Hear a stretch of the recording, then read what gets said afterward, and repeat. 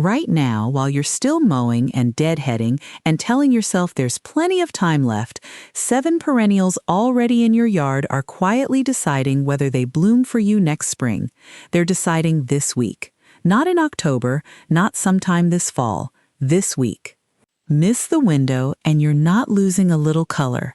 You're losing an entire growing season, and in some cases, the plant itself. Today I'm showing you the 7 perennials you already own that need to be lifted, split, and replanted before the ground gives you the deadline instead of me.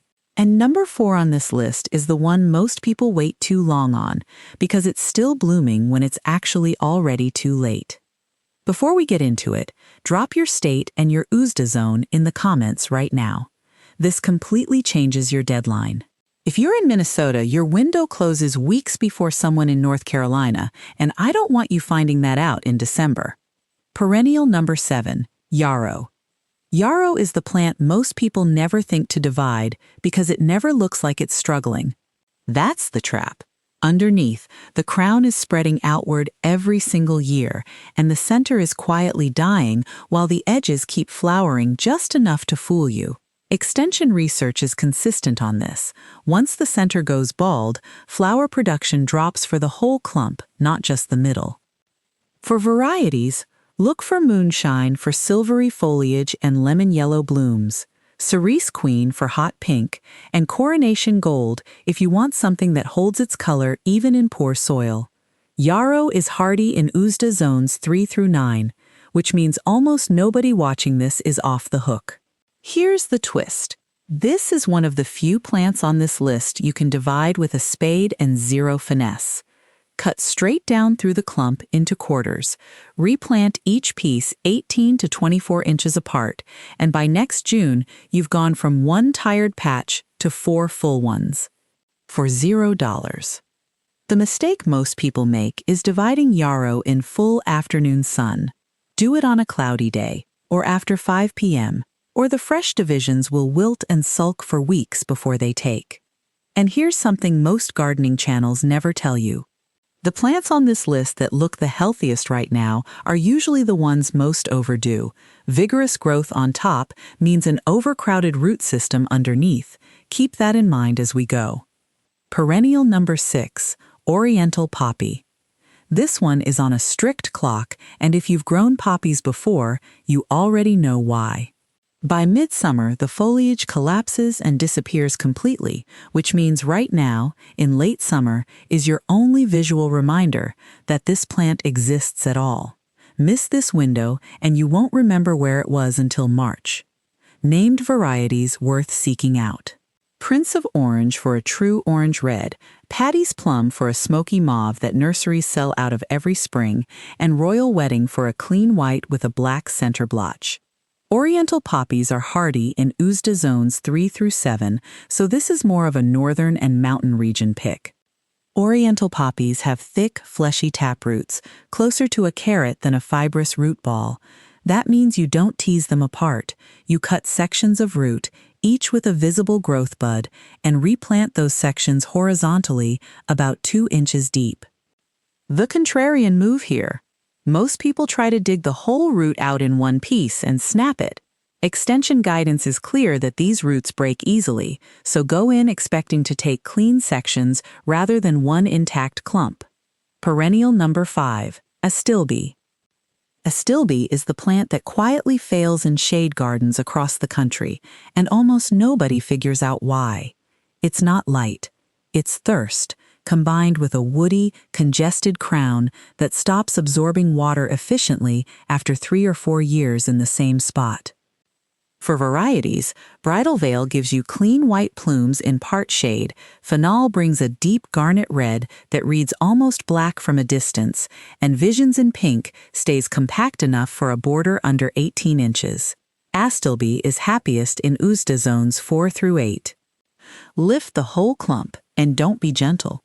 Astilbe crowns are genuinely woody by year 4, and you may need a garden knife or even a small saw to separate healthy sections, each with 3 to 5 growth buds attached. Here's the payoff most people never picture. An established Astilbe bed, divided and replanted this fall, means next June you walk out to feathery plumes filling gaps that have been bare since the plant you started with outgrew its space 2 years ago. Perennial number 4, Siberian iris, the one I teased at the start.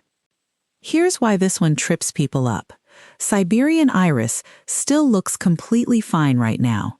The grassy foliage is upright, it's green, there's no visible sign of distress, but underneath, the rhizomes have been multiplying outward in a ring for years, and the center of that ring has gone hollow and non-productive. You won't see the failure, you'll just see fewer blooms next spring, and you won't know why. Named varieties. Caesar's brother for deep violet blue, butter and sugar for a soft yellow and white bicolor, and silver edge for a rich purple with a fine silver rim.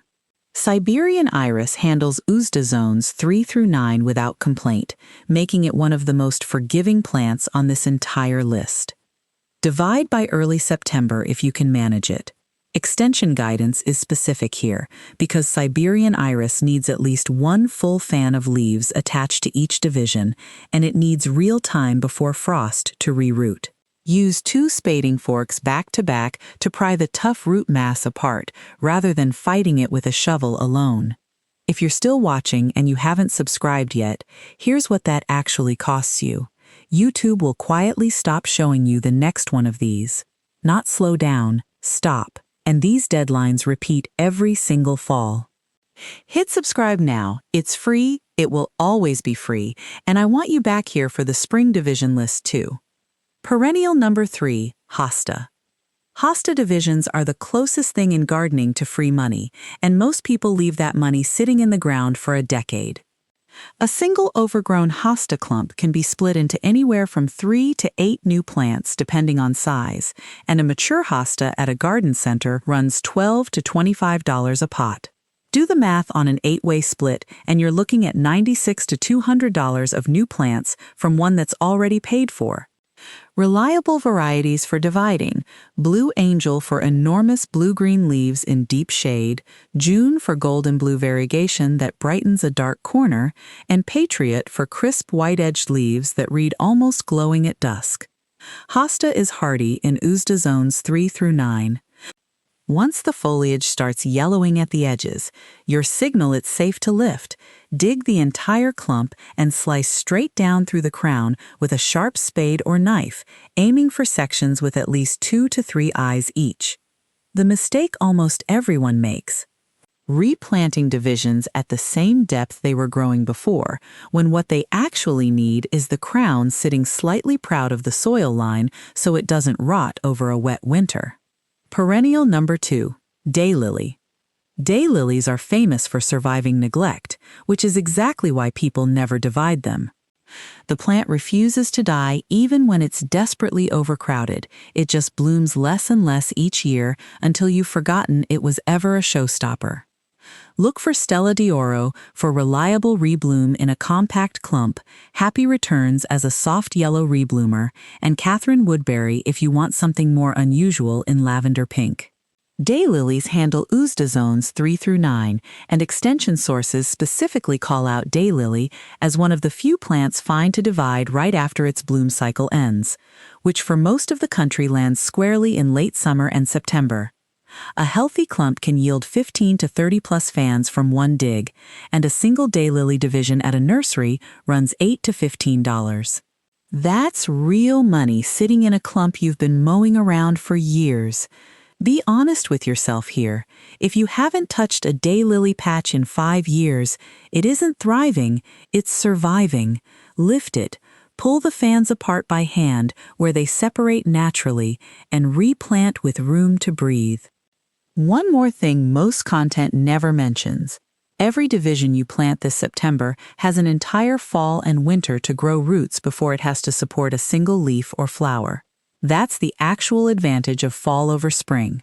Root growth with zero pressure to perform. Perennial number 1, Peony. I saved this one for last on purpose. Peonies are the plant people are most afraid to touch, And that fear is exactly why entire neighborhoods are full of 40-year-old peony clumps that bloom worse every single year, and nobody knows why. Here's the mechanism. Peonies build their flower buds for next spring from eyes on the crown, right at the soil surface, in late summer and fall. An overcrowded, aging clump produces fewer strong eyes, and once a peony clump gets too dense, division is genuinely the only fix. There's no fertilizer that solves it. Varieties worth the trouble. Sarah Bernhardt for classic blush pink ruffled blooms, Festiva Maxima for a fragrant white with crimson flecks, and Bartzella if you want the yellow Ito type that holds its shape without staking.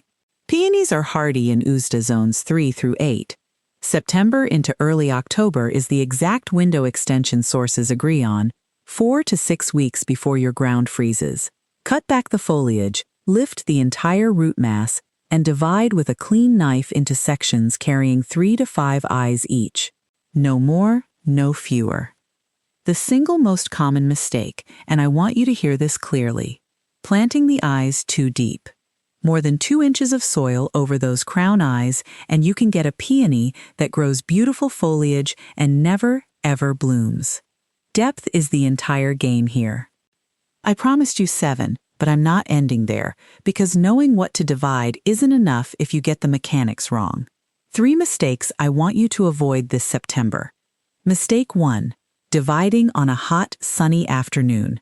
Every extension source agrees on this. Wait for a cloudy day, ideally with rain in the forecast, or you'll lose fresh divisions to transplant shock before they ever get established. Mistake 2. Skipping the water. A freshly divided plant has lost most of its root system by definition. Water deeply right after planting, and keep watering through any dry stretch until a hard frost shuts things down for the year. Mistake 3. Forgetting the mulch. Fall-divided perennials, especially in colder zones, benefit from a loose winter mulch. Shredded leaves, straw, or pine needles. Applied once the ground starts to cool to stop the freeze-thaw heaving that can push a young division right out of the soil. If you're still watching, I already know something about you. You're not someone who lets a plant quietly fail for 5 years because touching it felt risky. You're someone who wants your yard doing more with what you already have, not another trip to the garden center. That's what this channel is for. Free, every week, no products to sell you. Hit subscribe right now and tell me 2 things in the comments. Which of these 7 you're dividing first, and what state and zone you're gardening in. If you know someone whose peonies haven't bloomed right in years and they have no idea why, send them this video. No message needed. They'll know exactly why you sent it. Now go check your first frost date, mark your calendar, and get that spade in the ground before the deadline gets made for you. I'll see you in the next one.